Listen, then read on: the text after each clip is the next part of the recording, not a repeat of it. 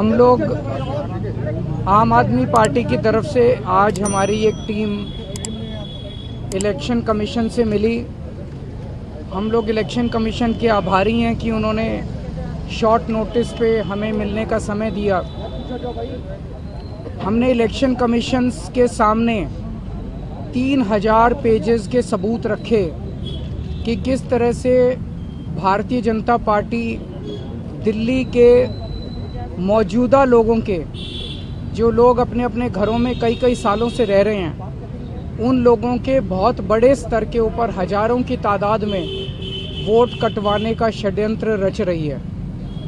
हमने उनके सामने रखा कि किस, और ये जो वोट कटवाए जा रहे हैं ये अधिकतर गरीब लोगों के, एससी लोगों के, दलितों के, पूर्वांचली लोगों के, जो कि झुग्गियों में रहते हैं, कच्ची कॉलोनियों में रहते हैं, ऐसे लोगों के वोट कटवाने का षड्यंत्र रचा जा रहा है। और आप सोच सकते हो कि एक वोट का मायना क्या होता है एक आम आदमी के लिए। एक वोट बनने से वो इस देश का नागरिक बनता है। तो जब आप किसी वैलिड आदमी के, लीगल आदमी के वोट कटवा देते हैं तो उसका नागरिकता का आधार आप छीन रहे हैं, इस देश में रहने का अधिकार छीन रहे हैं। और इसके अलावा वोट के आधार पे बहुत सारे बेनिफिट्स उसको सरकार से मिल रहे हैं, उन सारे बेनिफिट्स से आप उनको वंचित कर देते हैं। हमने आज चुनाव आयोग के सामने रखा कि कैसे शाहदरा में बीजेपी के एक पदाधिकारी ने चोरी छिपे 11,008 वोटर्स की लिस्ट कटवाने के लिए चुनाव आयोग को दी, और चुनाव आयोग ने चोरी छिपे इसके ऊपर काम करना चालू कर दिया। हमने उनके सामने रखा कि किस तरह से कई विधानसभाओं में, जनकपुरी में 24 बीजेपी के कार्यकर्ताओं ने 4,874 वोट काटने के लिए आवेदन किया है। तुगलकाबाद में 15 बीजेपी के वर्कर्स ने 2,435 वोट काटने के लिए आवेदन किया है। तुगलकाबाद के एक पोलिंग बूथ की तो कहानी बहुत ही अजीबोगरीब है। बूथ नंबर 117, इस बूथ पे 1337 टोटल वोट हैं।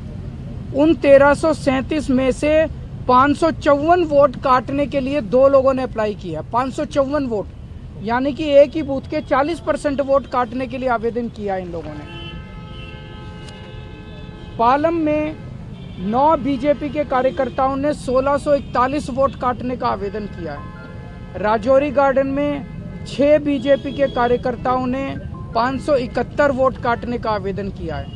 हरिनगर में 4 बीजेपी के कार्यकर्ताओं ने 637 वोट काटने का आवेदन किया है।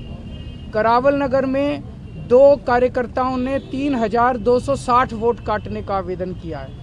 मुस्तफाबाद में एक ही व्यक्ति ने 534 वोट काटने का आवेदन किया है। हमारी मांग थी कि ये मास डिलीशन बंद किया जाए। अभी अभी समरी रिवीजन चुनाव आयोग ने किया है, मास डिलीशन बंद किया जाए, और जिन जिन लोगों ने इस किस्म के आवेदन किए हैं उनके खिलाफ FIR दर्ज की जाए। चुनाव आयोग ने मोटे मोटे तौर पे 3-4 हमें आश्वासन दिए।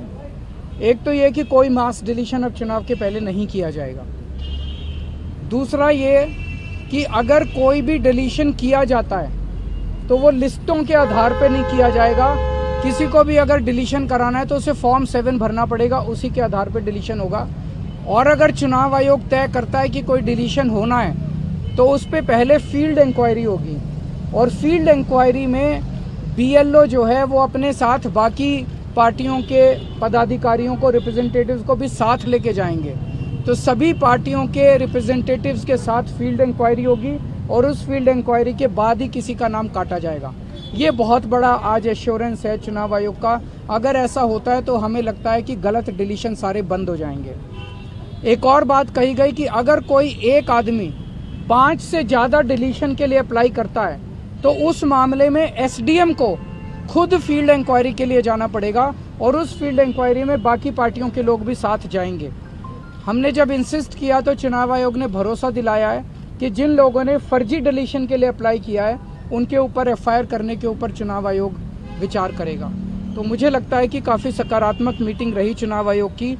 जो आज एश्योरेंसेस चुनाव आयोग ने दिए हैं अगर ये सारे एश्योरेंसेस पूरे हो जाते हैं तो मैं समझता हूँ कि दिल्ली के लोगों को फिर मास डिलीशंस की जो एक चिंता है वो चिंता करने की जरूरत नहीं पड़ेगी। संज्ञान में खुद से लेके चुनाव आयोग करेगा, आप लोग की तरफ से किया जाएगा? हमने सारा डेटा आज मैंने कहा 3000 पेजेस का डेटा हम देके आए हैं। सर आपने भी कोई नाम सुझाया है जिनके खिलाफ होनी चाहिए? वो सारे जिन जिन लोगों का, एक तो शादरा के BLA बीजेपी का जो BLA उसके खिलाफ होनी चाहिए, और दूसरा जिन जिन लोगों ने जिन जिन विधानसभाओं में गलत डिलीशन के लिए दिए वो सब नाम हम देके आए हैं।